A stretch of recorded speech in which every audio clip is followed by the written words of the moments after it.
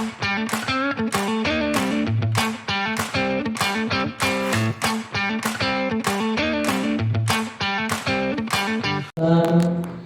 house training budaya positif. Jadi in house training budaya positif. Untuk menggunakan waktu secara efisien mungkin, kepada ibu pemateri kami persilakan dengan hormat.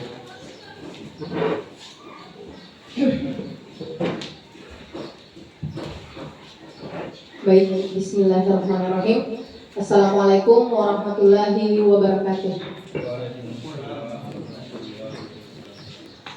Ya, alhamdulillah, puji syukur senantiasa kita panjatkan kehadirat Allah Subhanahu wa taala, karena pada kesempatan kali ini kita diberikan kesempatan untuk duduk bersama dalam satu kegiatan, yaitu berbagi praktik baik. Dan di sini saya akan memaparkan tentang bagaimana materi yang saya dapat di dalam guru penggerak atau pendidikan guru penggerak, dan akan mengimbaskan kepada teman-teman, mudah-mudahan bisa bermanfaat untuk kita semua. Lanjut, di sini saya akan memaparkan tentang budaya positif. Tapi lainnya, ya, terkait tentang budaya positif dalam dunia pendidikan, kata Ki Hajar Dewantara, tujuan pendidikan itu adalah bagaimana kita menuntun segala kodrat yang ada pada diri peserta didik, atau bahasanya di sini adalah murid, agar mereka mencapai keselamatan dan kebahagiaan yang setinggi-tingginya.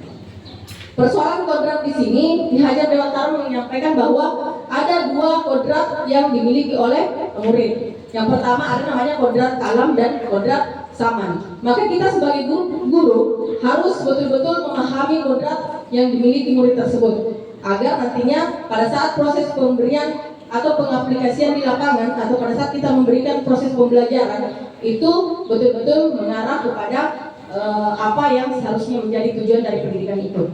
Lanjut, filosofi Ki Hajar Dewantara. Kalau berbicara tentang pendidikan menurut Ki Hajar Dewantara, Ki Hajar mengatakan bahwa semua murid atau semua peserta didik itu dilahirkan dengan memiliki bakat masing-masing. Jadi setiap anak punya bakat dan keunikan masing-masing. Tugas guru adalah bagaimana kita membimbing atau membina bakat tersebut agar mereka bisa tumbuh menjadi pribadi yang lebih baik, atau menjadi pribadi yang selamat dan bisa bahagia. Kemudian murid yang kita berikan, atau murid yang kita ajar, atau murid yang ada di dalam sebuah instansi atau sekolah, itu bisa menjadi atau bisa tumbuh sesuai dengan kodrat alam dan kodrat samanya, seperti yang saya bahasakan di awal tadi. Lanjut. Ya, kalau berbicara tentang bagaimana proses pendidikan dalam lingkungan sekolah, tentu ada strategi yang harus kita lakukan sebagai guru. Di mana strategi apa kira-kira yang selama ini kita terapkan, atau seorang guru terapkan dalam mendisiplinkan murid? Itu akan menjadi pertanyaan bagi kita semua. Kira-kira kita sebagai stakeholder yang ada di sekolah, strategi apa kira-kira yang bagus atau yang bisa kita terapkan untuk bisa mendisiplinkan peserta didik? Nah, ketika kita membuat sebuah strategi atau merencanakan sebuah strategi untuk diterapkan ke siswa, otomatis pasti ujung-ujungnya akan ada feedback yang akan kita dapatkan. Misalnya bagaimana hasil dari strategi yang kita lakukan tadi, apa hasil yang kita dapat. Lanjut. Ya, berbicara tentang disiplin. Di sini ada pembahasan tentang bagaimana sebenarnya makna disiplin itu. Jadi kita sebagai seorang guru, untuk mendisiplinkan siswa harus paham betul apa sebenarnya makna atau esensi dari kata disiplin tersebut. Kemudian apa contoh penerapan bentuk disiplin dalam lingkungan sekolah yang kita buat tadi atau rancangkan tadi. Lanjut.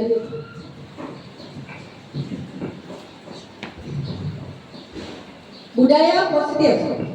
Budaya positif di sekolah itu adalah nilai-nilai dan kebiasaan di sekolah yang berpihak pada peserta didik agar mereka dapat berkembang menjadi pribadi yang kritis, penuh semangat, penuh hormat dan bertanggung jawab. Nah, ketika nilai-nilai kebajikan atau nilai kebiasaan-kebiasaan yang baik yang diterapkan anak-anak di sebuah sekolah, baik itu diterapkan oleh guru maupun diimplementasikan juga di dalam sebuah sekolah, maka hasilnya akan mendapatkan budaya positif yang ada di sekolah. Ya, untuk membentuk sebuah budaya positif di sekolah, tentu harus ada paradigma perubahan dari kita semua. Harus ada perubahan yang kita ubah atau ada mindset kita sebagai guru harus ubah dalam mendidik siswa. Yang dulunya mungkin kita sering mengatakan bahwa atau yang sering kita lakukan atau saya pribadi mungkin sering melakukan ketika siswa melakukan pelanggaran itu saya langsung memberikan misalnya hukuman. Ternyata itu adalah sesuatu atau contoh yang keliru saya terapkan di sebuah lingkungan sekolah. Nanti akan dijelaskan lebih lanjut. Paradigma perubahan di sini bagaimana membangun budaya positif. Untuk membangun budaya positif, otomatis sekolah memerlukan upaya bagaimana menyediakan lingkungan yang positif pula, lingkungan yang aman, nyaman agar murid mampu juga berpikir kritis. Mereka bisa bertindak dan mencipta dengan merdeka, mandiri dan bertanggung jawab. Artinya semua elemen-elemen yang ada di sekolah, baik itu dari semua stakeholder yang ada, semua unsur-unsur yang ada di sekolah, termasuk dengan lingkungan atau kondisi yang nyaman, itu akan berpengaruh pada pola pemikiran anak-anak juga untuk lebih mendisiplinkan diri. Ya, lanjut. Baik, sebelum lanjut lebih jauh tentang bagaimana mendisiplinkan diri, karena kita sebagai perannya sebagai guru di sekolah, otomatis kita memiliki kendali untuk seperti apa yang akan kita lakukan kepada murid-murid kita. Sebagai contoh yang di atas, karena kita di sini ada siswa, ada guru ya. Jadi saya meminta teman-teman mempraktekkan contoh yang di atas. Misalnya dua orang berpasangan, si A dan si B. Si A misalnya mengepalkan tangannya, contoh. Atau boleh dipraktekkan, bisa silahkan mempraktekkan masing-masing mengepalkan tangannya. Berpasangannya dua orang, satu orang itu mengepalkan tangannya. Ya misalnya Pak Rifal dengan Pak Ibrahim. Pak Rifal yang mengepalkan tangannya, atau Pak Ibrahim dengan Bu Fira misalnya. Atau bisa minta tolong Pak, Bapak pengawas dengan Bapak kepala sekolah yang berpasangan. Ya. Tidak, Bapak kepala sekolah mungkin yang mengepalkan tangan, Bapak pengawas yang berupaya untuk bagaimana upayanya untuk bisa membuka kepalan tangan dari Bapak kepala sekolah. Bapak kepala sekolah di sini bertindak bagaimana upayanya supaya seolah-olah pada saat menggenggam tangan Bapak misalnya, itu ada sesuatu yang sangat berharga yang ada di dalam kepala tangan itu. Misalnya cincin emas atau berlian yang tidak bisa dimiliki oleh siapa saja, tidak boleh diambil oleh siapa saja misalnya. Jadi sekuat tenaga atau berupaya bagaimana upayanya untuk bisa tetap menggenggam tangan tersebut meskipun ada sesuatu dari luar yang berupaya untuk merebutnya. Dan di sini Bapak pengawas bertindak bagaimana dengan cara apapun, entah itu dalam bentuk intimidasi ataupun dalam bentuk pokoknya segala macam cara untuk bisa membuka kepala tangannya Bapak. Sudah tadi kira. Kira-kira dari praktik yang kita lakukan ini, misalnya bagaimana kita berupaya untuk memberikan dorongan yang kuat untuk bisa tetap mempertahankan apa yang kita punya. Misalnya ada juga dari luar yang berupaya untuk bagaimana bisa melakukan perubahan dari terhadap misalnya diri kita, berupaya sedemikian rupa, berupaya dengan segala macam cara untuk bisa membuka kepala tangan tersebut. Itu tentu ada namanya kontrol. Jadi yang berperan di sini sebenarnya Bu Kira KB Bu Kira. Ya. Kita bisa lihat dalam kegiatan ini sesungguhnya siapa katanya yang memegang kontrol atau yang bisa membuka atau menutup kepala tangan tersebut. Yang memegang kontrol kira-kira siapa? Apakah si yang memegang ataukah si yang berusaha untuk bisa membuka? Kira-kira dari mana? Siapa kira-kira Bapak Ibu yang memegang kendali di sini? Ada tadi yang betul-betul berusaha membuka pegangan tangan tersebut, genggaman tangan tersebut, dan yang satu ini juga berusaha untuk menutup betul-betul. Bisa berkomentar Pak? Silakan. Baik, terima kasih. Jadi setelah kami mempraktekkan bersama dengan Bapak Pengawas, yang mana saya adalah pelaku sebagai pemegang tangan, kemudian Bapak Pengawas berusaha bagaimana membuka atau melepaskan genggaman tangan saya. Nah, menurut pendapat saya, sehubungan dengan itu, yang memegang kontrol adalah saya sendiri. Ya, itu menurut pengalaman saya ya. Sebab kenapa? Kalau misalnya Pak Pengawas semakin kuat usaha untuk membuka genggaman saya, maka saya pun akan semakin kuat untuk mempererat genggaman saya. Nah, itu sebagai alasan kenapa saya mengatakan bahwa yang memegang kontrol di sini adalah yang menggenggam tangan. Sekira seperti itu Bu, terima kasih. Baik, terima kasih Pak atas tanggapannya. Berbicara tentang siapa sih sebenarnya yang memegang kontrol atau memegang kendali dari praktik yang baru-baru kita lakukan ini.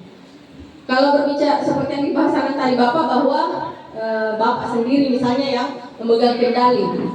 Ketika kita tanya yang berupaya untuk membuka, juga tentunya pasti menganggap bahwa yang memegang kendali adalah saya. Bagaimana saya agar bisa mempengaruhi orang lain? Seperti itu Bapak Ibu. Jadi intinya sebenarnya di sini seperti yang disampaikan Bapak adalah diri kita sendiri. Jadi pemegang kontrol itu adalah diri kita sendiri. Meskipun banyak perintangan atau tantangan dari luar atau seperti apa, tapi bagaimana kita berupaya untuk betul-betul bisa mempertahankan apa yang menjadi budaya. Bisa contoh, kalau kita berbicara dari di sekolah, budaya positif yang kita tanamkan itu harus betul-betul dimulai dari diri kita pribadi. Artinya kita berupaya untuk menanamkan rasa bahwa saya punya power, saya punya kekuatan untuk bisa meningkatkan motivasi saya. Itu artinya motivasi internal ya Pak, motivasi intrinsik yang kita bangun bahwa saya berupaya untuk betul-betul menjadi perubahan atau agen perubahan dalam diri pribadi saya. Karena tidak menutup kemungkinan bahwa jangan sampai contoh ketika kita menerapkan budaya bahwa saya selalu datang cepat misalnya. Saya selalu datang cepat di sekolah karena takut misalnya dimarahin sama kepala sekolah, atau karena kalau saya datang cepat nanti saya dapat penghargaan. Itu sebenarnya persepsi yang keliru Bapak Ibu. Karena untuk datang cepat itu bukan sebenarnya karena kita menginginkan sesuatu berupa penghargaan misalnya, atau mau dikatakan sebagai atau tidak mau mendapatkan misalnya teguran dari kepala sekolah, tapi betul-betul itu adalah dari dalam diri kita sendiri, motivasi intrinsik kita yang betul-betul bahwa saya menginginkan sesuatu yang lebih baik dari diri saya. Karena ketika saya tidak bisa mengontrol diri saya sendiri, maka ujung-ujungnya saya kan tidak bisa mempengaruhi orang lain. Seperti itu Bapak Ibu. Lanjut. Ya, ini yang perubahan paradigma teori kontrol yang dimaksudkan, bahwa ilusi guru mengontrol murid. Pada dasarnya sebenarnya guru tidak mampu mengontrol murid. Kenapa? Karena itu tadi, sebenarnya ketika kita melakukan melakukan pembiasaan kepada murid, dalam artian bahwa ternyata kita mengontrol murid itu, sebenarnya kita tidak dalam tahapan mengontrol ya, tapi anak itu berupaya membuka dirinya untuk bisa mengikuti cara kita misalnya, seperti itu. Jadi motivasi anak itu lagi yang memang mau berubah, seperti itu Bapak Ibu. Kemudian ilusi bahwa semua penguatan positif, efektif dan bermanfaat. Ketika ini akan berfungsi ketika kedua belah pihak, dalam artian kita sebagai guru dengan siswa juga sama-sama memiliki motivasi intrinsik. Karena kalaupun kita memiliki motivasi intrinsik untuk berubah misalnya dan mau menerapkan kepada siswa, tapi ternyata siswa tidak mengindahkannya, yang terjadi adalah ujung-ujungnya adalah berupa mungkin hukuman yang kita berikan misalnya, seperti itu. Jadi lagi-lagi untuk lagi-lagi untuk bisa membangkitkan semangat kita untuk bisa menuju sebuah perubahan itu betul-betul dari dalam diri kita. Artinya mulai dari diri kita pribadi masing-masing, pribadi dulu. Kemudian ilusi bahwa orang dewasa berhak memaksa. Ini juga sesuatu yang keliru dilakukan. Karena kenapa? Meskipun kita dianggap bahwa kita sudah dewasa, punya misalnya pengalaman yang banyak, jadi kita berhak untuk memberikan paksaan kepada murid karena dia sebagai contoh, atau kepala sekolah karena dia sebagai kepala sekolah jadi berhak memaksa bawahannya untuk melakukan sesuatu. Itu juga tidak boleh seperti itu Bapak Ibu. Karena kenapa? Lagi-lagi nanti akan dijelaskan pada posisi kontrol kita sebagai, apakah kita sebagai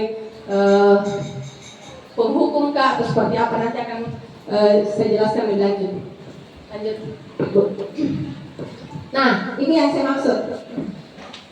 Ternyata di dalam sistem pendidikan kita, atau yang menurut dari Ki Hajar Dewantara, kita sebagai guru jangan hanya asal menggugurkan kewajiban, jangan juga hanya sekedar datang untuk menampilkan bahwa saya ini adalah seorang guru yang berhak mengontrol peserta didik. Ternyata kita harus memahami dulu peran dan posisi kita. Peran kemarin ada namanya peran kita sebagai guru. Kemudian hari ini adalah kita harus memahami posisi kita sebagai guru, atau posisi kontrol kita sebagai guru. Ada 5 posisi kontrol yang disampaikan, bahwa ada namanya posisi kontrol sebagai penghukum. Ada juga sebagai pembuat rasa bersalah. Ada teman, ada pemantau, dan ada manajer. Kalau praktiknya di sekolah, tidak bisa dipungkiri bahwa, termasuk mungkin saya juga pernah melakukan, atau bahkan pernah bertindak sebagai penghukum. Ternyata bertindak sebagai penghukum Bapak Ibu itu salah atau keliru yang kita lakukan. Kenapa? Ketika kita berbicara sebagai posisi kita guru sebagai penghukum, itu katanya kalau kita menghukum, misalnya siswa melakukan pelanggaran, guru bertindak langsung menghukum siswa tersebut. Misalnya sini, push up atau jongkok misalnya berapa kali, misalnya contoh. Padahal itu tidak ada kesepakatan sebelumnya. Jadi itu namanya hukuman. Dan guru bertindak sebagai penghukum. Dan hal tersebut sebenarnya tidak dibolehkan untuk dilakukan ya. Semua posisi ini bisa, maksudnya bisa, tapi sebaiknya tidak dilakukan. Nanti akan ada penjelasan selanjutnya. Itu tentang penghukum. Artinya kita memberikan sesuatu hukuman kepada seseorang atau dalam artian murid tanpa ada kesepakatan sebelumnya tentang pelanggaran peraturan misalnya. Kemudian pembuat rasa bersalah.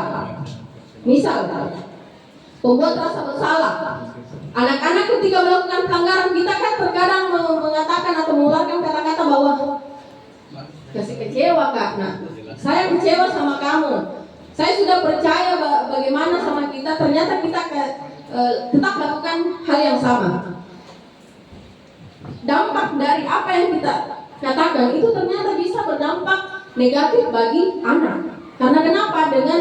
Dengan kelakuan atau dengan pelanggaran yang mereka lakukan, itu bisa berdampak bahwa oh ternyata saya ini seperti ini orangnya.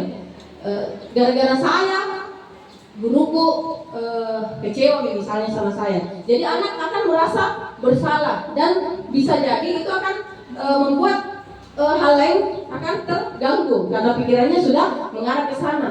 Gara-gara saya guruku sudah gara-gara saya guru merasa kecewa sama saya misalnya. Tapi tidak ada motivasi untuk bisa memperbaiki kembali, hanya berusaha, hanya berada pada posisi merasa bersalah terus tanpa ada perubahan untuk bagaimana untuk bisa merubah. Itu pembuat rasa bersalah. Jadi kita guru berupaya jangan maksudnya tidak melakukan yang kedua juga. Kemudian teman. Di sini kalau kita bertindak sebagai guru dalam posisi teman, itu terkadang kan kita memang akrab misalnya sama teman, sama murid. Karena keakraban kita terkadang itu bisa menimbulkan hubungan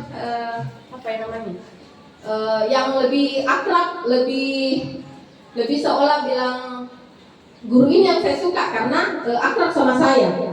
Ternyata sebenarnya dari ada positifnya, ada juga negatifnya. Ternyata kalau kita bertindak sebagai teman, di sisi lain kita akan akrab dan bisa mengidentifikasi lebih jauh, lebih dalam tentang anak tersebut, memahami karakter anak tersebut.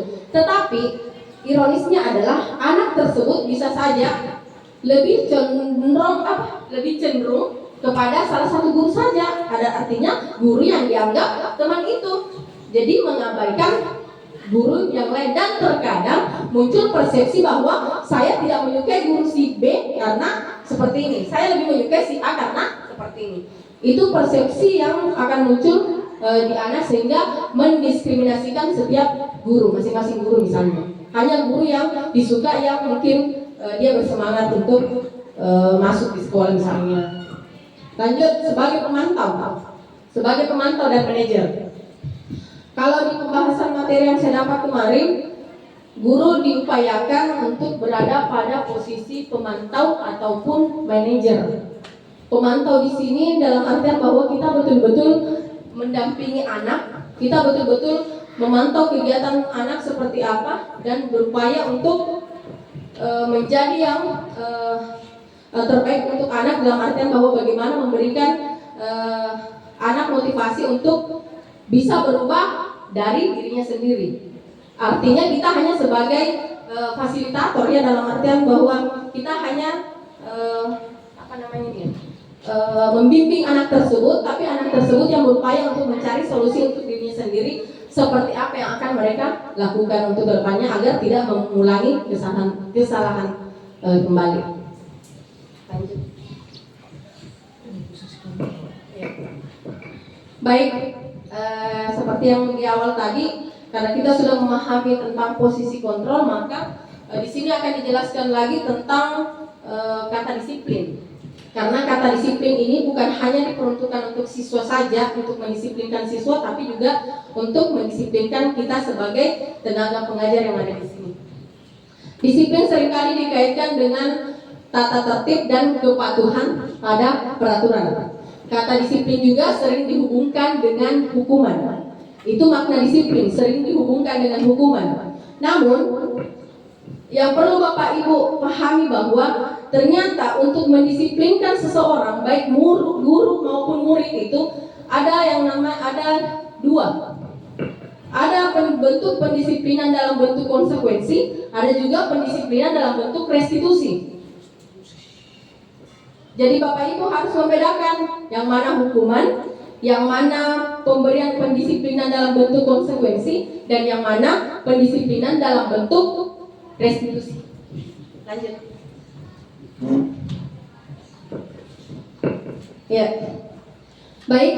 Ki Hajar Dewantara menyatakan bahwa untuk mencapai kemerdekaan dalam konteks pendidikan kita saat ini, syarat utamanya adalah disiplin. Dan betul Bapak Ibu, ternyata kalau kita mau berubah, itu tanamkan katanya yang namanya disiplin dalam diri kita. Disiplin dan mendisiplinkan. Disiplin yang dimaksud di sini adalah disiplin diri. Disiplin dengan memiliki motivasi internal, ya, seperti yang tadi saya sampaikan bahwa kita harus memiliki motivasi intrinsik, bukan motivasi ekstrinsik.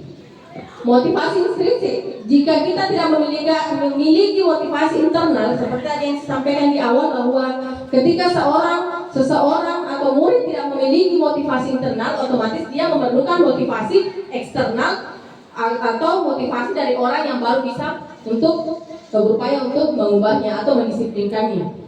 Lanjut. Tujuan dari disiplin positif: menanamkan motivasi yang ketiga pada murid-murid kita, yaitu untuk menjadi orang yang mereka inginkan dan menghargai diri sendiri dengan nilai yang mereka percaya. Yang dimana dimaksud yang ketiga tadi itu yang saya sebutkan di awal, ada namanya pemberian hukuman, ada namanya pendisiplinan dalam bentuk konsekuensi, dan pendisiplinan dalam bentuk restitusi. Pendisiplinan dalam bentuk hukuman yang dimaksud adalah pada saat anak melanggar langsung kasih hukuman tanpa ada kesepakatan sebelumnya. Yang kedua, pendisiplinan dalam bentuk konsekuensi. Pendisiplinan dalam bentuk konsekuensi adalah yang mungkin selama ini seperti saya lakukan, saya memberikan konsekuensi kepada anak-anak, tapi sudah ada kesepakatan sebelumnya bahwa ketika Anda terlambat, saya akan berikan sanksi seperti ini. Itu pendisiplinan dalam bentuk konsekuensi. Ada aturan, ada sanksi yang diterapkan ketika melakukan sebuah pelanggaran. Itu namanya pendisiplinan dalam bentuk konsekuensi. Ada juga namanya pendisiplinan dalam bentuk restitusi. Dalam bentuk restitusi di sini bukan memberikan sanksi terhadap apa yang dilakukan, tetapi ada tahapannya khusus untuk bagian restitusi. Yang membedakan di sini tentang pendisiplinan dalam bentuk konsekuensi dan restitusi adalah begini Bapak Ibu. Kalau di negara hukum, kita kan seperti saya sebagai guru PPKN, itu sering sekali menyampaikan bahwa ketika ada peraturan dan dilanggar, maka sanksi berlaku atau sanksi tegas. Di hukum memang seperti itu, tetapi di dunia pendidikan itu berbeda Bapak Ibu. Ternyata kita tidak serta-merta harus melakukan bahwa ketika ada peraturan maka ada sanksi yang mengaturnya ketika dilakukan pelanggaran terhadap aturan yang dibuat. Ternyata kalau di dunia pendidikan yang perlu kita terapkan bukan seperti penerapan pada negara hukum. Yang negara hukum kan dia lebih kepada tindakan pidana. Tentunya ketika ada pelanggaran maka harus dikenakan sanksinya tegas terhadap pelanggaran tersebut. Lagi-lagi karena dia berada pada tataran pidana dan perdata. Sementara kita bagaimana membentuk sebuah generasi yang memiliki karakter baik, tidak mesti dalam bentuk pemberian sebuah hukuman.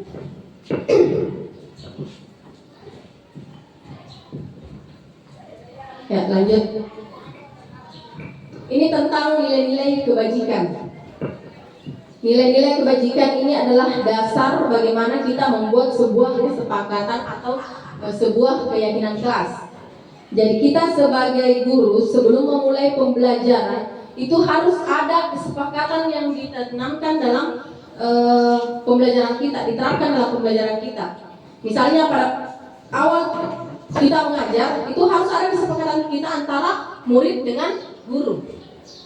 Kesepakatan di sini yang dimaksud adalah bagaimana nanti mengatur kegiatan kita selama proses pembelajaran. Tetapi Bapak Ibu, ternyata saya juga sering melakukan yang namanya memberikan aturan, misalnya kesepakatan kelas misalnya. Ternyata di dalam guru penggerak lebih mengarah kepada keyakinan kelas. Kesepakatan itu lebih mengarah kepada bentuk peraturan. aturan yang mengatur kelas tersebut. Sementara kalau yang diinginkan oleh Ki Hajar Dewantara itu adalah bagaimana kita membentuk sebuah keyakinan kelas, bukan kesepakatan kelas. Berdasarkan nilai kebajikan di sini, kebajikan ini. Lanjut Bu Fira. Ini nilai kebajikan berdasarkan profil Pancasila. Beriman, bertakwa, mandiri, bernalar kritis, berpikiran global, berkebinekaan global, bergotong royong dan kreatif. Lanjut Bu Fira. Ya, ini Bapak Ibu tentang keyakinan kelas yang saya sampaikan.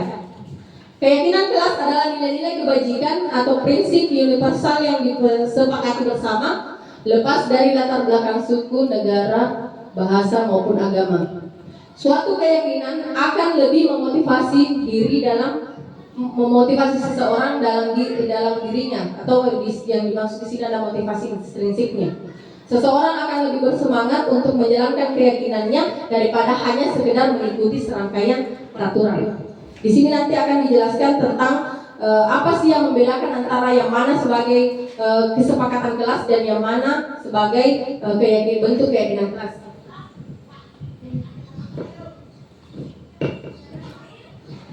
Terkait tentang pembentukan keyakinan kelas itu bersifat abstrak, lebih rinci dan konkret. Keyakinan kelas itu dia berupa pernyataan yang universal yang diambil tadi dari slide yang saya sampaikan sebelumnya.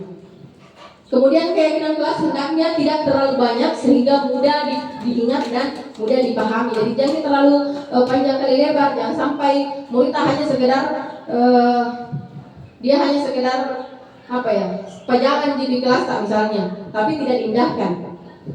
Semua warga kelas sebaiknya ikut berkontribusi dalam membuat kegiatan kelas lewat curah pendapatnya. Dalam artian ketika kita membuat sebuah keyakinan kelas, maka harus dihadirkan semua orang yang akan terlibat dalam kegiatan tersebut. Termasuk ketika Bapak Kepala Sekolah ingin membentuk sebuah visi misi sekolah, maka semua stakeholder yang ada di sekolah harusnya duduk bersama untuk membahas visi misi tersebut. Karena kenapa? Ini akan berkelanjutan. Dalam artian itu yang akan menjadi acuan atau pedoman kita nantinya dalam sebuah instansi. Nah, ini Bapak Ibu, perbedaan keyakinan dan peraturan. Jujur, yang selama ini saya lakukan adalah yang ini. Ternyata yang selama ini saya buat di kelas, ketika saya mengajar, sebelum saya mengajar membuat kesepakatan kelas dengan siswa. Tidak boleh begini, tidak boleh begini. Itu hasil kesepakatan saya dengan siswa. Dalam artian bahwa contoh, dilarang mengganggu orang lain. Itu sudah menjadi kesepakatan saya dengan siswa. Kesepakatan, tetapi ternyata bukan ini yang dibutuhkan. Yang dibutuhkan adalah lebih mengarah kepada keyakinan kelas. Contoh, dilarang mengganggu orang lain. Ini ketika ini yang diterapkan, ini adalah bentuk peraturan. Ketika peraturan ini dilanggar, maka itu tadi ada sanksi yang akan ditetapkan ketika melanggar aturan ini. Tapi berbeda di sini dengan keyakinan kelas atau nilai-nilai kebajikannya. Contoh, kalau dilarang mengganggu orang lain, kita harusnya menghormati orang lain dan diri sendiri. Ketika kita menyepakati bahwa menghormati orang lain dan diri sendiri, otomatis semua persoalan termasuk dilarang mengganggu orang lain itu masuk dalam konteks menghormati orang lain. Artinya tidak menghormati orang lain ketika mengganggu. Seperti itu Bapak Ibu. Jadi sebaiknya ketika kita membuat kesepakatan dengan siswa itu buat dalam bentuk keyakinan kelas seperti ini. Arahnya sebenarnya sama, tetapi kalau peraturan lebih kepada mengarah kepada ada konsekuensi yang diterima. Kalau di sini lebih mengarah kepada motivasi dirinya untuk bisa berubah kembali, seperti itu. Dilarang menggunakan narkoba. Kalau di keyakinan kelas yang harusnya dibuat adalah menjaga kesehatan. Menjaga kesehatan itu bukan saja dalam bentuk narkoba, tapi merokok misalnya dan sebagainya, atau sesuatu yang yang akan merusak kesehatan kita. Ketika itu dilanggar, maksudnya ketika itu dilakukan, maka nantinya kan akan berpengaruh pada atau berdampak pada diri kita sendiri. Jadi anak-anak akan tersadar bahwa ini salah saya lakukan.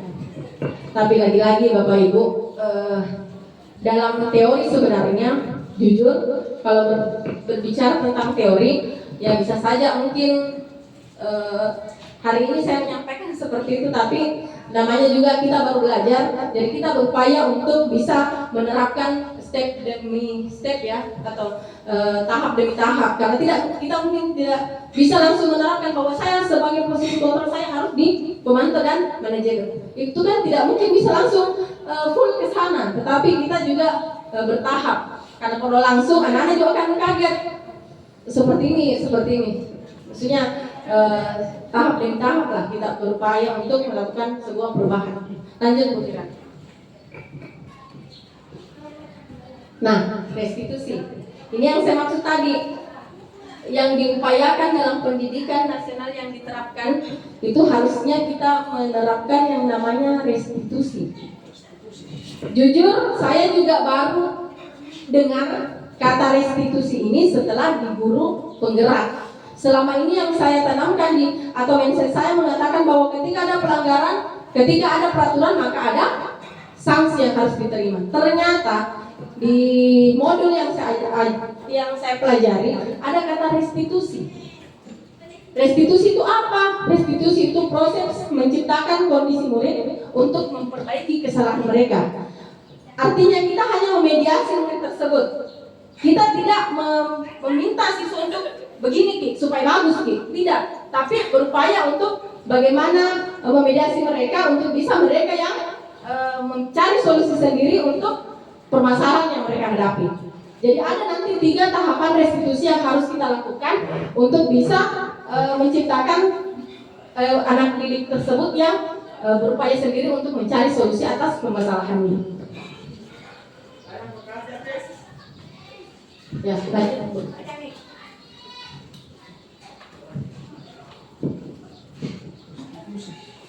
Ya, masih berbicara tentang restitusi. Restitusi di sini mengajarkan bagaimana proses kolaboratif yang tercipta untuk mengajarkan murid untuk mencari solusi atas masalah mereka, membantu murid berpikir tentang orang seperti apa yang mereka inginkan dan bagaimana mereka harus memperlakukan orang lain. Nah, itu tadi sejalan yang saya sampaikan di awal, bahwa ketika kita sudah memiliki motivasi dalam diri kita sendiri, maka kita akan paham saya harus bagaimana, saya harus seperti apa. Saya harus disiplin, artinya itu dalam diri saya sendiri. Meskipun tidak ada orang yang lihat, saya harus tetap disiplin karena memang dari dalam diri saya. Beda ketika saya berada posisi pada saya harus datang cepat supaya ke sekolah kasih tinggi-tinggi SKP misalnya. Atau saya cepat-cepat datang atau disiplin misalnya agar dapat pujian dari Bapak pengawas misalnya. Itu keliru untuk kita lakukan. Tapi bagaimana kita betul-betul berupaya untuk merubah diri kita, merubah mindset kita itu betul-betul datangnya dari dalam diri kita masing-masing atau dalam diri kita pribadi. Lanjut. Ya, tahapan restitusi. Tahapan restitusi di sini ketika kita mendapati anak-anak misalnya yang melakukan pelanggaran. Contoh, kemarin saya sudah mempraktekkan kegiatan restitusi yang masih dalam taraf kalau dibilang apa namanya ya, aksi ya, yang dipraktekkan saja masih ada skenario yang kita lihat. Karena kenapa? Itu mungkin masih masih belum terbiasa dilakukan seperti itu. Dalam artian selama ini yang dilakukan adalah langsung memberikan sanksi atas pelanggaran yang dilakukan. Tetapi tahapan restitusi kemudian mengharuskan kita bahwa kita harus ketika melakukan restitusi harus ada tahapan seperti ini. Menstabilkan identitas. Bagaimana yang dimaksud menstabilkan identitas, Bapak Ibu? Contoh, siswa datang terlambat pada saat kita mengajar. Ketika datang terlambat pada saat kita mengajar, mungkin atau bukan mungkin ya, dulu saya mengadakan kesepakatan atau kontrak belajar dengan siswa. Ketika terlambat masuk di jam pembelajaran saya duluan misalnya masuk, maka siswa mengerjakan tugas ini di luar misalnya. Artinya saya masih berada pada tahap pendisiplinan murid dalam bentuk konsekuensi. Ternyata kalau restitusi kita ini menstabilkan identitas, kita tetap meminta anak tersebut masuk. Nanti setelah selesai pembelajaran baru kita adakan coaching atau adakan pertemuan dengan anak tersebut. Pada saat pertemuan kita juga tidak bisa langsung menyalahkan anak tersebut. Kenapa tidak masuk tadi? Kenapa lambat sekali masuk tadi? Tidak seperti itu. Tapi harus dimulai dari ini. Bagaimana kita menstabilkan identitas anak tersebut, menggali informasi alasannya misalnya kenapa dia terlambat seperti itu. Tidak langsung menjudge bahwa anak itu ini melakukan sebuah pelanggaran. Kemudian ada namanya validasi tindakan yang salah. Kita di sini tidak langsung menjudge anak, salah contoh itu yang kita lakukan, tidak boleh. Tetapi kita berupaya untuk mengatakan bahwa semua orang memang kan pernah punya salah. Tetapi kira-kira kalau kita melakukan kesalahan seperti ini, apa mau seperti itu terus? Nah, ini kan ujung-ujungnya akan bermuara pada siswa bahwa anak-anak itu merasa, oh iya, maksud saya mau begitu terus. Artinya dalam artian bahwa lagi-lagi dari anak tersebut yang berpikir, oh ternyata saya tidak boleh seperti ini lagi. Kemudian menanyakan keinginan kelas di akhir. Menanyakan keinginan kelas di sini, barulah kita masuk pada intinya bahwa kemarin kita punya kesepakatan kelas atau kita punya keinginan kelas, masih ingat misalnya dia akan menjelaskan sendiri, oh keyakinan kelas tidak boleh datang terlambat Bu. Nah kalau misalnya tidak boleh datang terlambat, apa yang kita lakukan? Ujung-ujungnya anak sendiri yang akan memberikan solusinya bahwa oh saya tidak boleh terlambat begini karena begini, dan saya akan melakukannya lagi, maksudnya melakukan perubahan untuk tidak datang terlambat lagi dari diri sendiri yang muncul, anak sendiri yang berupaya untuk menemukan masalahnya sendiri tanpa adanya hukuman yang kita berikan.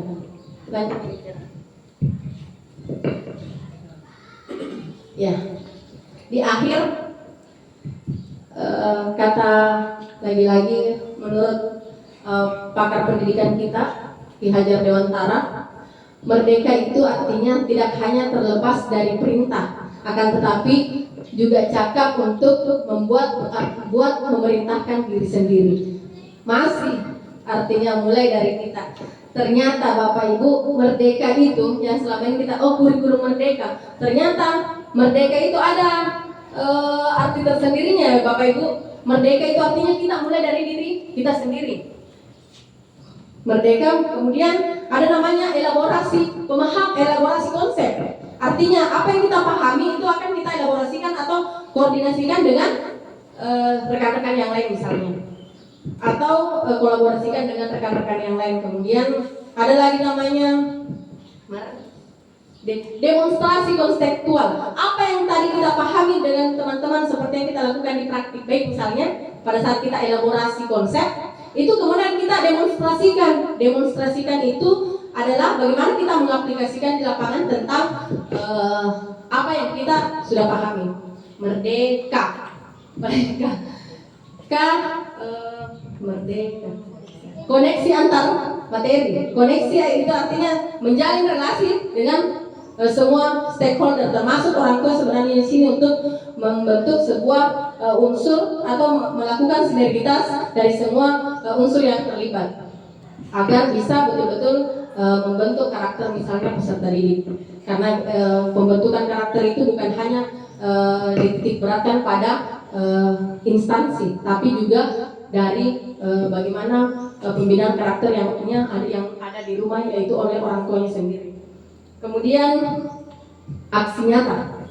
Nah, aksi nyata di sini adalah apa yang kita lakukan hari ini tidak berujung pada hari itu juga, tetapi berupaya untuk selalu melakukan yang terbaik meskipun apa yang kita dapatkan hari itu belum sesuai dengan yang kita inginkan. Namanya saja butuh perubahan, itu butuh waktu, dalam artian bahwa tidak secara instan, tapi kita betul-betul bagaimana kita konsisten untuk menjalankan sebuah budaya yang kita terapkan.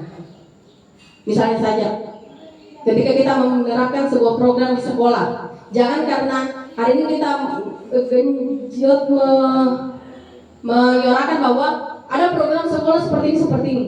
Ternyata itu lambat laun akan hanya sebatas wacana, dalam arti bukan wacana ya, hanya dalam sebatas sebentar aja.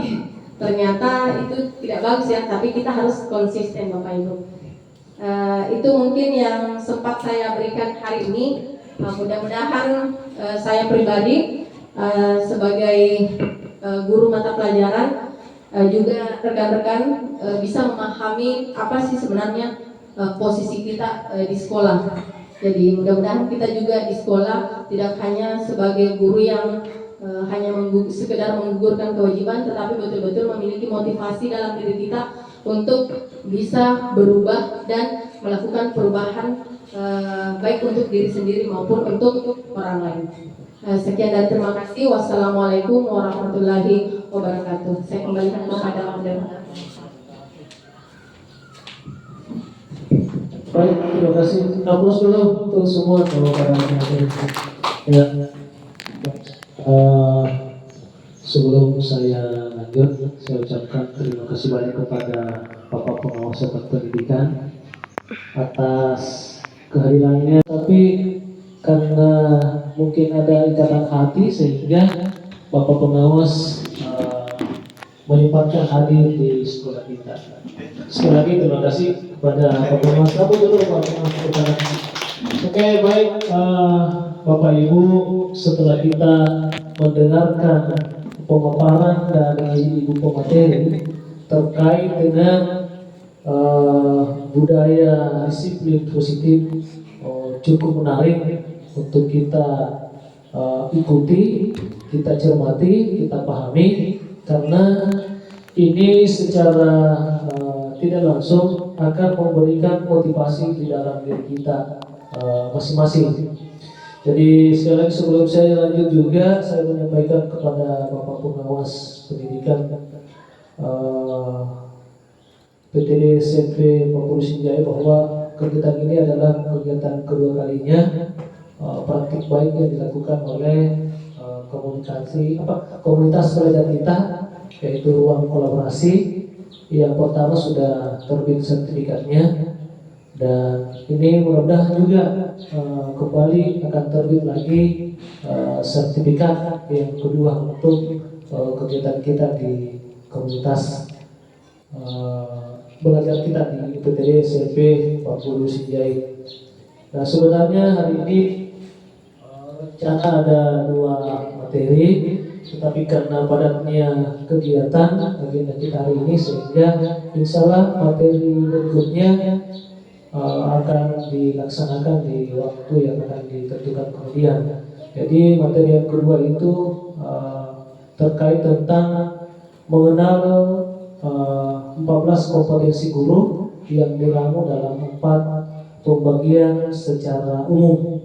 Yang pertama adalah tentang kompetensi pedagogik, kemudian yang kedua kompetensi kepribadian, yang ketiga kompetensi sosial, dan yang terakhir adalah kompetensi profesional. Nah, ini insya Allah juga nanti akan kita sama-sama mengikuti kembali di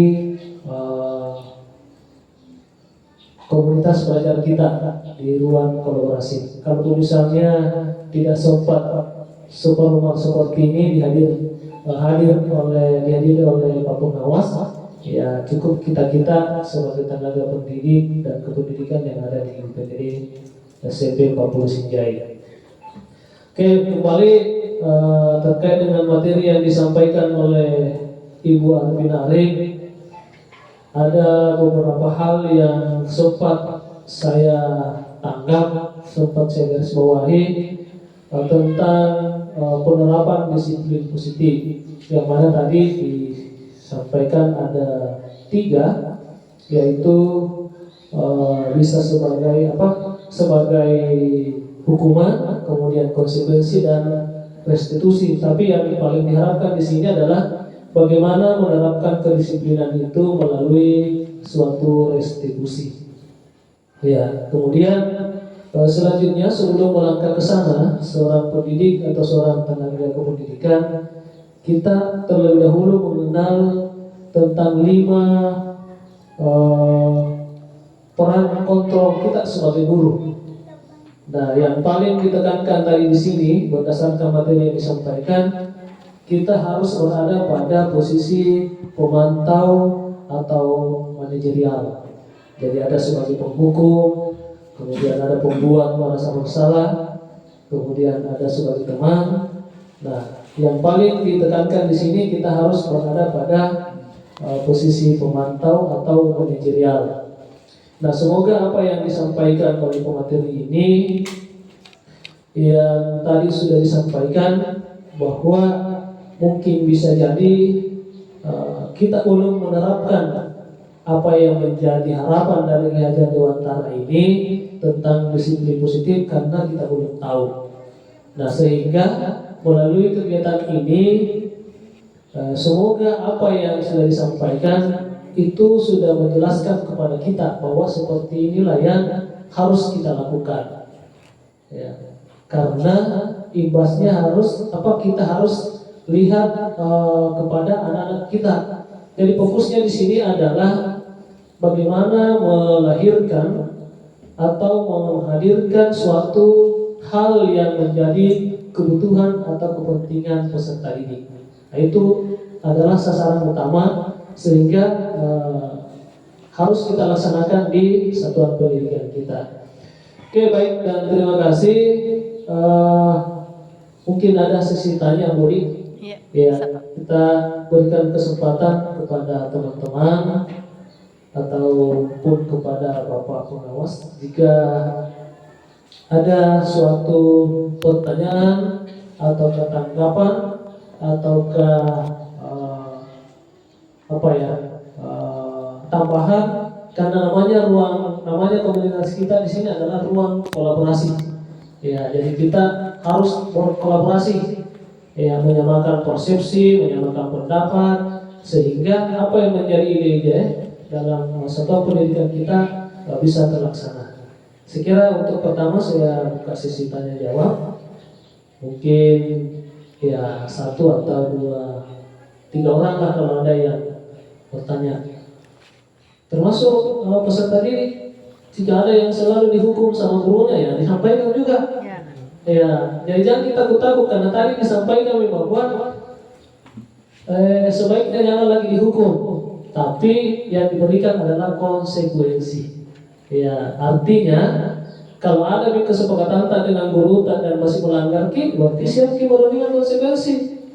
Ya, itu bedanya dengan hukuman sesuai dengan penjelasan tadi oleh ibu pemateri. Nah, kalau hukuman katanya begitu ada kesalahan langsung dihantam, tanpa ada konsekuensi. Nah, itu ya. Jadi kalau ada yang hadir di sini yang ingin bertanya silakan. Ya. Ya, oke, terima kasih. Ada dari Pak Pengawas, silakan Pak. Bismillah, Assalamualaikum warahmatullahi wabarakatuh. Waalaikumsalam warahmatullahi wabarakatuh. Jadi setelah melihat teman kita ini tampil sempurna di depan kita semua dalam kegiatan praktik baik ini, bagi saya luar biasa. Mudah-mudahan teman-teman yang ada di sini menyelami apa yang disampaikan teman kita ini, tidak hanya luar biasa, tapi satu hal yang barangkali menjadi satu yang harus kita song-song, karena orang biasa-biasa ini tidak bisa lakukan ini. Harus benar-benar orang yang saya bilang kemarin talentanya memang hebat. Kalau talentanya biasa-biasa ini, apa yang diuraikan teman kita ini seperti yang statement terakhir bahwa akan biasa-biasa saja, akan menjadi cerita kosong. Kalau di matematika itu, saya kebetulan mengajar matematika, Ibu. Berapapun angkanya, kalau dikali dengan 0, maka ya 1 miliar pun kalau Anda kali dengan 0, maka hasilnya 0. teori sebagus apapun yang Anda hadirkan, tapi kalau dikali dengan nol, hasilnya juga nol. Saya kembali sampaikan, mudah-mudahan dengan diam-diamnya teman-teman guru di sini bukan alih perhatian dengan apa yang kita bahas hari ini. Saya mau praktik baik ini benar-benar di SMP 40 itu dilaksanakan. Jadi jadikan sebagai satu tantangan yang harus Anda song-song, terutama dari teman-teman guru penggerak yang saya kira dimotori oleh Bapak Kipsek. Saya banyak mendengar istilah baru dari sini, karena saya tidak dari guru penggerak, tetapi apa yang diuraikan ini pada dasarnya waktu saya dulu di kelas saya hampir lakukan semua. Ya, dari semua yang diuraikan ini purman kupigau ya. Mulai dari cara mendisiplinkan, istilah apa tadi, menghukum dengan cara konsekuensi, dengan cara restitusi. Kupigau mana cuma istilahnya saya tidak paham bagaimana keadaannya ini.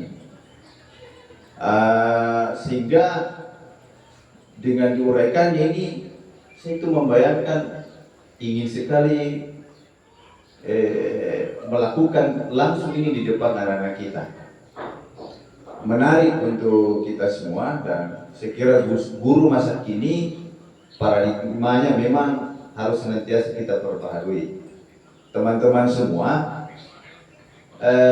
saya yakin bahwa kita punya kesibukan ekonomi, kesibukan keluarga, tapi tidak itu menjadikan alasan kita untuk menyongsong paradigma baru tadi. Untuk menjadi guru yang paradigmanya kekinian, harus senantiasa terus belajar dan harus membuka diri. Seperti saya misalnya, saya di tempat ini kali pertama ini mendengarkan kembali istilah ini.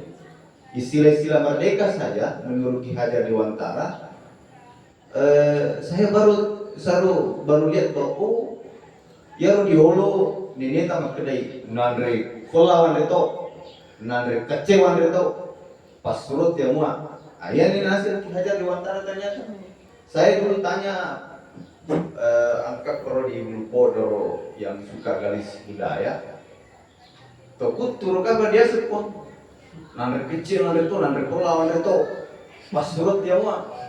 Ternyata pas surut ya mua itulah yang disampaikan tadi, bahwa sudah cakap memerintah diri. Pas surut ya mau berarti tanah tuh nanti disuruh Pak Nabi mana nih loh, dia sudah melakukan secara sendiri.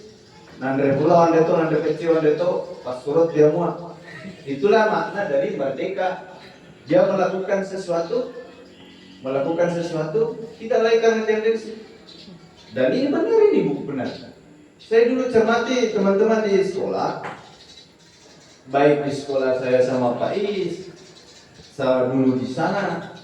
Ya kuda kita kalau sekolah yang kami memang kada saya tidak datang ini Bapak Ibu karena ada kegiatan keluarga ada.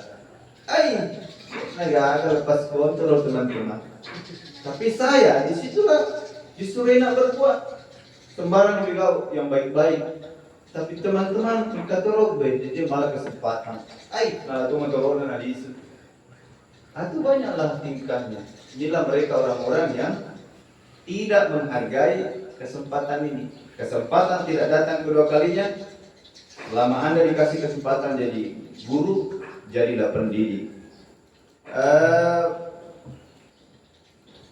Saya bangga dan terus belajar untuk Ibu, terus belajar, dan tantangannya ini jangan dikira tidak ada. Luar biasa ini. Ya, tidak seindah teori yang Anda paparkan. Kau pikir ini mudah? Tidak seindah pengantin baru ini, tidak seindah pengantin baru ini Pak Kepsek. Ini rumit ini karena dimulai harus Dari dia. Bagus nih hati ini Bu. Kalau tidak bagus hati ini, koro-koroan orang tidak bisa ini jadi guru begini. Kalau koro-koroan, tidak bisa. Jelek hatinya tidak bisa. Kalau ada yang bilang agama itu pendengki, Anda bisa mengajar dengan begini. Ini luar biasa. Dan pastikan kalau ini yang cara-cara seperti ini kan dari sekian banyak baru securi ini disampaikan Ibu. Tapi kalau cara-cara ini yang dilakukan, ya saya memang menduga anak-anak kita itu akan tumbuh dengan bagus. Cuma begini, saya ada pertanyaan. Mohon maaf ini. Ada dulu teman juga Pais mungkin lupa. Dia bilang begini, karena ini begini sering kita diskusi. Sebelum ada istilah kontrak, mungkin hari ini salah satu forum bisa kita berbagi. Apa yang bilang temanku itu bilang begini. Kita masih ingat Pak Amin? Ya, masih ingat, tidak lupa. Dia bilang begini Bu. Kali-kali nol gitu yang kau lakukan. Cerita ji, bilang apa tadi? Dilarang minum narkoba, konsumsi narkoba, atau jaga kesehatan. Kalau misalnya Anda pakai jaga kesehatan, cerita gitu. Kenapa bilang begitu? Harus nonton bilang orang dilarang narkoba, jaga kesehatan. Harus bilang dilarang merokok. Masyarakat, kenapa begitu? Menurut dia, masyarakat Indonesia ini itu telah dijajah oleh Belanda selama 350 tahun. Dan itu sampai mengkarakter dalam nenek-nenek tak jolok, nenek-nenek tak jolok. Dan nasengnya kira apa istilahnya? Memang sudah istilahnya kalau dalam istilah biologi hormonnya apa? Pokoknya karakternya itu memang melahirkan generasi yang betul haba. Kemudian melangi haba dan ala bersih itu enak, indah. Kuya nero di bawah udah nama syaka. Tapi pemala waju, ayo syaka mana? Coba buktikan. Kalau main apa kok? Ya Roneneta dulu 350 tahun dijajah dan itu menggerogoti dirinya sampai mengkarakter dan itu melahirkan turunan yang seperti itu. Jadi Anda harus menunggu 350 tahun perbaiki. Nah ini dari teman ini mohon ditanggapi. Saya juga kewalahan itu satu. Yang kedua yang saya mau sharingkan di sini ada ayat ini yang begini. Saya juga lupa ayat keberapa.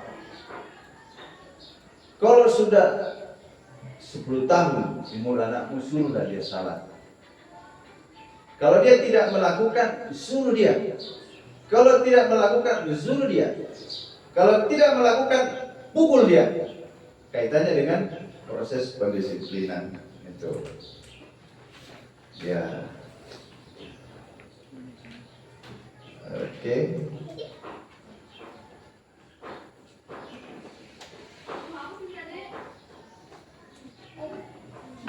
Ya naruh. Ya. Ya. Saya jujur tadi bertanya bukan hanya selaku pengawas bidang, tapi saya memang ingin menjadi pendiri di mana saya berada. Oke, silakan. Ya, terima kasih Pak atas tanggapannya dan langsung saja mungkin ditanggapi oleh Ibu Modesiana. Baik, terima kasih Pak. Terima kasih atas pertanyaannya yang diberikan. Cukup menarik dari apa yang disampaikan Bapak. Ya, lanjut. Baik, cukup menarik dari apa yang disampaikan Bapak pengawas terkait apa yang saya jelaskan tadi. Sebenarnya kalau kita mau berkisra dari apa yang Bapak sampaikan tentang temannya misalnya Bapak, itu memang tidak bisa dipungkiri Pak. Jujur tidak bisa dipungkiri untuk katanya kalau tidak ada kita tidak kekerasan misalnya tidak akan melakukan tindakan kekerasan anak-anak itu tidak ada goyang. Nah di sini saya hanya mau menyampaikan bahwa kalau di pemahaman atau di pemikiran Ki Hajar Dewantara, sebenarnya lagi-lagi kita memang seorang guru itu tidak bisa, atau siapapun itu orang dewasa atau sebagai guru, kita memang tidak bisa mengontrol siswa. Kita memang tidak bisa mengontrol orang lain untuk berbuat sesuatu. Karena itu tadi mereka muncul persepsi bahwa saya baru mau bergerak karena misalnya digerasi seperti itu, atau mereka mau melakukan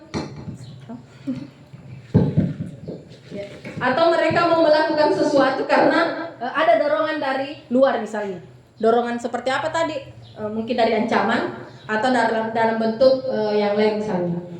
Nah, di sini yang dimaksudkan adalah di situ kita harus mengubah mindset kita yang mengatakan tadi bahwa itu sudah mendarah daging dalam diri anak-anak, bahwa biasanya tuh ada kekerasan baru mereka mau bergerak. Nah, di sini juga kita berupaya sebagai seorang guru berupaya untuk mengubah pola pemikiran kita sendiri maupun orang lain untuk bisa berupaya bahwa saya mau berubah bukan karena ada dari tekanan dari orang lain, tapi saya mau berubah betul-betul dari dalam diri saya, karena yakin apapun yang kita lakukan, dorongan atau kekuatan seperti apapun yang kita lakukan ketika kepada seseorang, tapi ketika orang tersebut bukan motivasi dirinya yang mau berubah, itu susah memang Pak. 350 tahun pun tidak cukup untuk merubah bangsa kita kalau itu tadi sekencang apapun kalau tidak dari diri kita sendiri. Jadi mau sistem pendidikan harusnya bagaimana kita mengkristalisasikan nilai-nilai Pancasila, nilai-nilai Pancasila dalam profil pelajar Pancasila maupun nilai-nilai kebajikan universal itu betul-betul bertanam dalam diri kita. Karena kalau sudah mendarah daging juga di dalam diri kita, sebenarnya goncangan sekuat apapun itu pasti akan kita hadapi seperti itu Pak. Jadi mungkin saja karena pola pemikiran yang dulu itu mungkin menganggap bahwa orang baru bisa bertindak kalau ada penekanan misalnya. Tapi hari ini kita berupaya untuk merubah pola pemikiran kita itu. Kita bertindak betul-betul karena dasar dari diri kita sendiri. Jangan bertindak hanya karena untuk mendapatkan hanya karena ada dorongan dari luar seperti itu Pak. Motivasi intrinsik bukan ekstrinsik. Terima kasih Pak.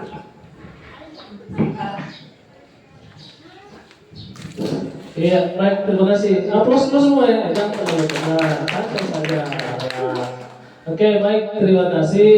Jadi apa yang menjadi tambahan dari Bapak Pengawas sudah ditanggapi oleh Bu Materi, dan alhamdulillah ini sekali lagi di sini adalah tempat untuk kita saling berbagi, ya, berbagi dalam artian yang baik-baik saja kita bagi.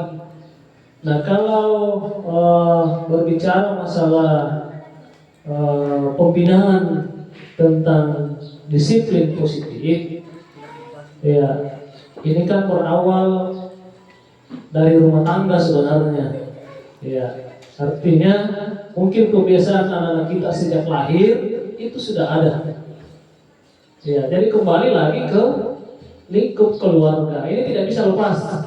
Jadi tidak salah apa yang diprogramkan oleh pemerintah bahwa untuk memajukan suatu pendidikan harus ada kolaborasi antara pihak sekolah dengan orang tua siswa.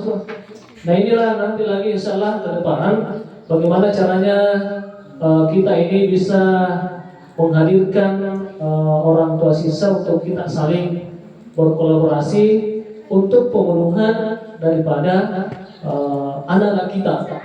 Karena ini tidak bisa lepas. Nah, tadi saya bincang-bincang sama Bapak Pengawas bahwa Nah, contoh kecilnya saja dalam lingkup keluarga saya, antara ibu dan saya, artinya mamanya anak-anak di rumah dengan saya itu beda karakter. Dia pembinaannya keras, saya tidak. Kadang-kadang kalau saya keras akan menjadi lawan. Tapi saya tetap berada dalam prinsip bahwa kita ini menginginkan pembiasaan kepada anak kita tanpa melalui suatu penekanan. Jadi kuncinya di sini adalah pembiasaan. Nah, seperti yang disampaikan juga oleh Ki Hajar Dewantara bahwa anak kita itu lahir memang sudah ada kontraknya. Dan kita ini hanya menuntun ya untuk mencapai kontrak itu. Bukan berarti kita harus memaksakan ya. Misalnya si anak ini hobinya seni, lalu kita paksakan masuk olahraga, maka tidak akan ketemu. Tetapi bagaimana kita akan menuntun anak-anak ini untuk mengembangkan apa yang menjadi karakternya. Tentu karakter di sini adalah karakter yang baik. Nah, tadi disampaikan oleh Pak Pengawas yang sehubungan dengan poin tentang salat. Kita ini berharap jangan sampai kepada tahap pukulan, tetapi berada pada tahap yang sebelumnya. Kalau perlu tanpa diperintah, ya tanpa diperintah pun dia melakukan.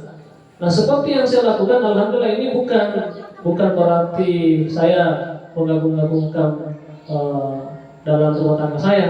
Saya hanya kalau salat melakukan salat dengan menghadirkan anak-anak di dekat kita. Jangan disuruh dia salat, menghadirkan saja dulu. Kemudian membaca, melakukan salat sesuai dengan aturan-aturan salat. Akhirnya tanpa disuruh, ini sebenarnya kelewatan dia karena dia bukan waktu salat ambil tahu sejadah. Ya, ambil tahu sejadah. Inilah yang menjadi pembiasaan sebenarnya. Jadi tinggal kita mengarahkan. Memang berat. Jadi itu tantangan yang luar biasa ketika kita berada dalam suatu tempat yang punya perlakuan yang berbeda. Nah, seperti tadi digambarkan oleh pemateri kita. Misalnya di sekolah kita. Dalam sekolah kita dengan berbagai karakter yang dimiliki oleh tenaga pendidik dan tenaga pendidikan, tentu akan melahirkan juga karakter yang berbeda-beda dalam sekolah kita.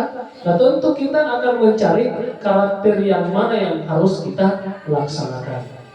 Ya.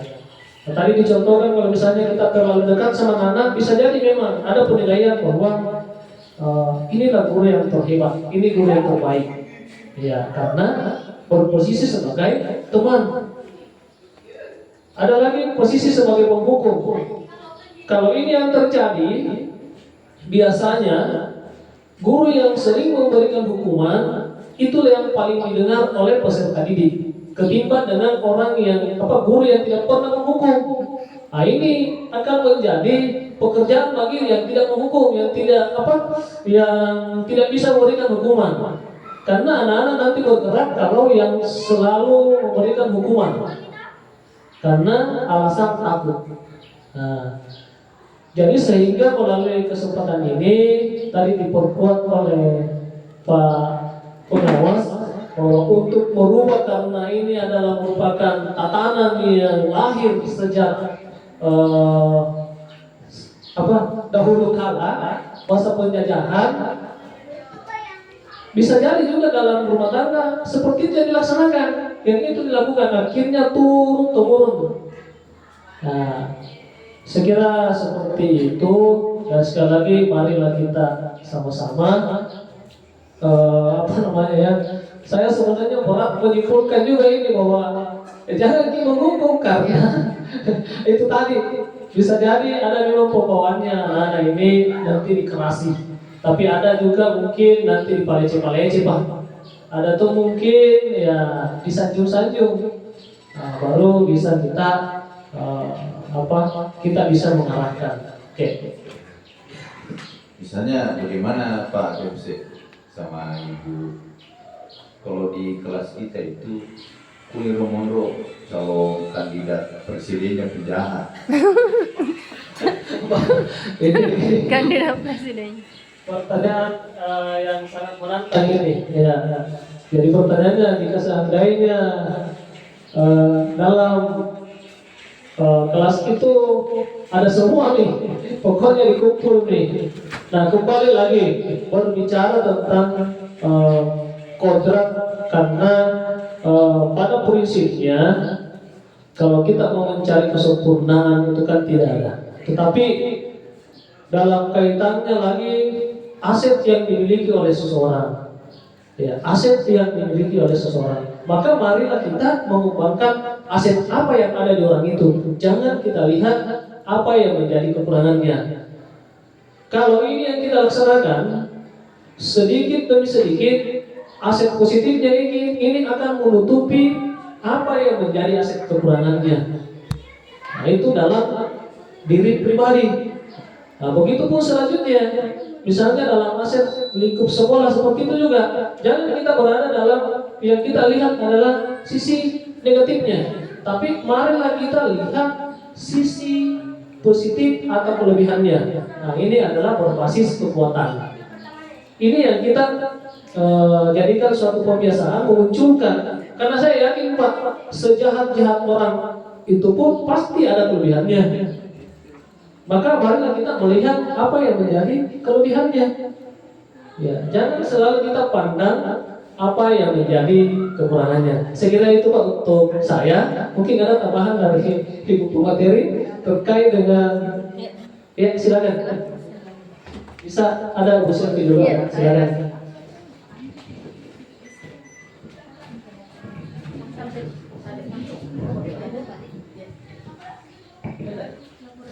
Ya, terima kasih atas kesempatannya. Assalamualaikum warahmatullahi wabarakatuh.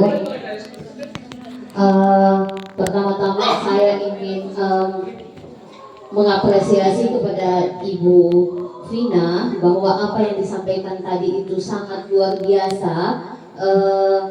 Sekiranya kita sebagai rekan ibu, bagaimana betul-betul menerapkan apa yang ibu paparkan tadi. Karena seperti yang ibu paparkan tadi, bahwasanya dan seperti yang disinggung tadi oleh Pak Pengawas, bagaimana jika seandainya ada seorang yang penjahat di dalam kelas itu atau kategori nakal ya Pak di dalam kelas itu, bagaimana kita ini sebagai pendidik mengatasi itu. Jadi menurut saya Pak, kalau ketika kita mendapati murid yang seperti itu di dalam kelas, nah, tugasnya guru atau pendidik itu bagaimana memfasilitasi. Karena seperti yang dipaparkan oleh Ibu tadi, bahwa semua murid itu mempunyai minat dan bakat masing-masing. Nah, tugasnya guru bagaimana dalam pembelajaran itu menerapkan itu. Jadi ketika melakukan pembelajaran betul-betul bagaimana mengakomodasi murid ini, bakatnya, dan kalau misalnya belajar topik ini bakatnya bagaimana. Misalnya murid A itu yang si nakal ini bakatnya itu tentu saja misalnya dia senang sebelum pembelajaran itu ditampilkan video. Nah, boleh seperti itu. Apakah dia senang membaca majalah seperti itu? Nah, setelah kita melakukan proses pembelajaran sesuai minat dan bakat siswa, dan ternyata masih ada juga murid yang tidak seperti yang kita inginkan, nah disinilah kita posisi kontrolnya yang 5 tadi. Betul yang Ibu sampaikan tadi bahwa ada 5 posisi kontrol. Sebelum Ibu memaparkan ini, kalau kita merefleksi diri kita sendiri, teman-teman merefleksi, kira-kira teman-teman ini, Bapak Ibu ini ada di posisi yang mana? Terus terang saya sering memakai posisi kontrol rasa bersalah. Kadang-kadang saya bilang begini, aduh nak, kalau misalnya kita seperti ini tidak mengerjakan tugas, yang rugi siapa? Kita sendiri. Itu kan posisi kontrol merasa bersalah. Dan ternyata itu melukai batin anak-anak sendiri kan. Karena murid itu merasa bersalah, sama seperti penghukum. Kalau ibu bapak tadi katakan bahwa penghukum itu dia betul-betul ada dampaknya ketika kita menghukum, ternyata itu bapak ibu melukai batinnya murid kita. Jadi betul-betul posisi kontrol yang harus kita terapkan, yaitu posisi manajer. Nah, bagaimana caranya? Seperti yang ibu tadi paparkan, bahwa kita harus melakukan pembiasaan positif atau budaya positif. Nah, Caranya seperti apa?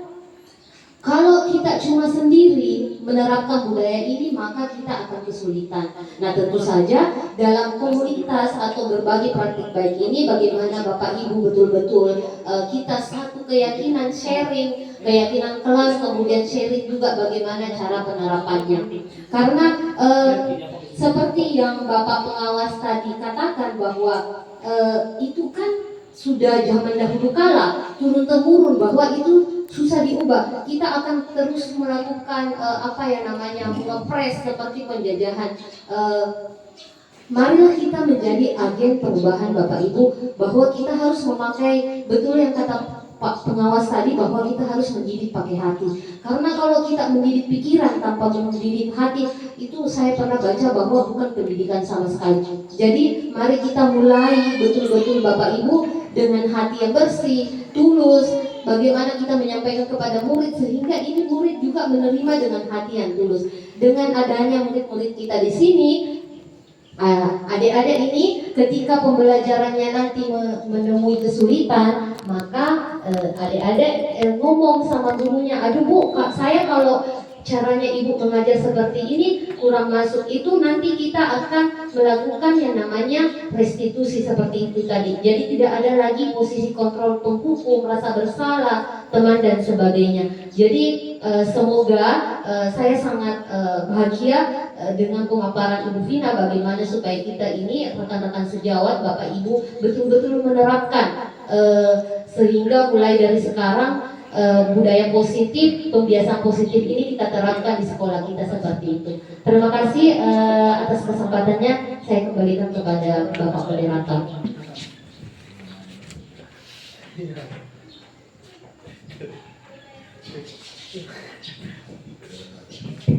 Sedikit tambahan Pak.